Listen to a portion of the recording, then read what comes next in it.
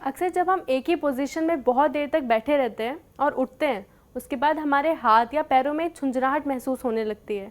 इसे हम ऐसे भी बोलते हैं कि हमारा हाथ या हमारा पैर सो गया, सुन पड़ जाता है। ऐसा लगता है जैसे हज़ारों सुइयां उसमें एक साथ चुभोई जा रही हैं। उसे कितना भी मार लो, उस पर चूटी काट लो, लेकिन उस पर कोई असर ही नहीं होता। ऐसा आपके साथ भी कई बार हुआ होगा। कभी जानने की कोशिश की है कि ऐसा क्यों होता है?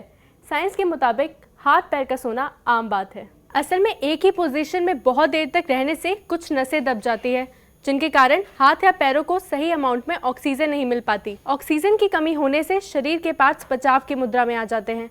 दिमाग को इसका पता लगता है तो वो इन झटपटाते हाथों की मदद के लिए हमें झनझनाहट के सिग्नल देता है, जिससे हम चहलकदमी करने के लिए मजबूर हो जाते हैं।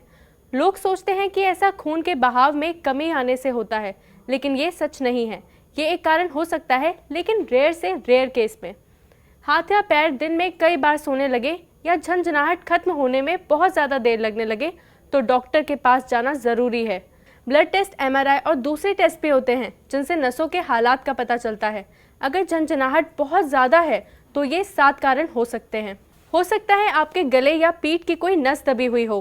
गले से लेकर हाथ या पीठ से लेकर पैर के तलवे तक झंझनाहट महसूस हो हो सकता है किसी चोट या गलत तरह से बैठने या गठिया जैसी बीमारी के कारण कोई नस दब गई हो। फिजिकल थेरेपी और दवाइयों से इसका इलाज हो सकता है। विटामिन की कमी, अगर आपके सिर्फ एक नहीं दोनों हाथों में झंझनाहट होती है तो इसके लिए विटामिन B12 की कमी जिम्मेदार है। इसके साथ ही थकावट महसूस होती होगी और हो सकता है आपको एनीमिया भी हो। ब्लड टेस्ट में अगर ये दिक्कत सामने आती है तो B12 विटामिन की चीज़ों और इंजेक्शन से इसे सही किया जा सकता है।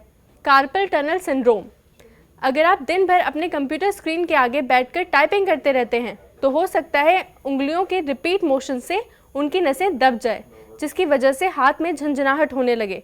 अगर झंझनाहट की वजह यही है तो आपको अपनी दिनचर्या में खासे बदलाव लाने की ज़रूरत है। फिजिकल थेरेपी, दवाइयों और सर्जरी से इसका इलाज संभव है।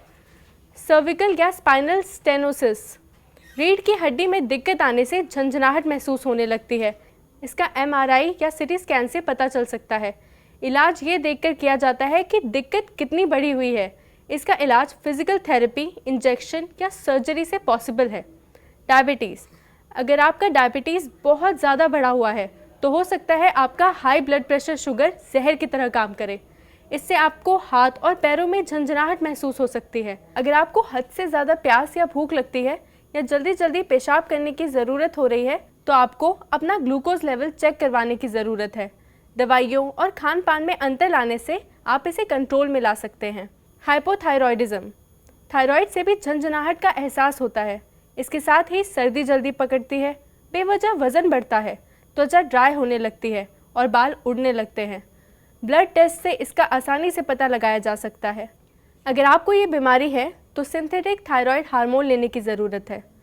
मल्टीपल स्क्लेरोसिस, अगर आपको कमज़ोरी महसूस होती है, सुन्न या झंझनाहट का एहसास होता है, साथ ही डबल चीज़ें दिखाई देती हैं तो हो सकता है आपको मल्टीपल स्क्लेरोसिस हो। MRI से इस बीमारी का पता लगाया जा सकता है। ऐसे इलाज संभव हैं जिससे इस बीमारी को बढ़ने से रोका जा सकता है। आज हमने आपको बताया कि हाथों और पैरों में झुंझुनाहट महसूस क्यों होती है और अगर ये बहुत ज़्यादा हो रहा है तो इसके पीछे क्या कारण हो सकते हैं। ऐसे ही और इंटरेस्टिंग फैक्ट्स जानने के लिए आप हमारा YouTube चैनल दी लंदन टॉप सब्सक्राइब करें। अगर आप ये वीडियो Facebook पर देख रहे हैं तो इसे लाइक करें, इसे शेयर करें। Thank you.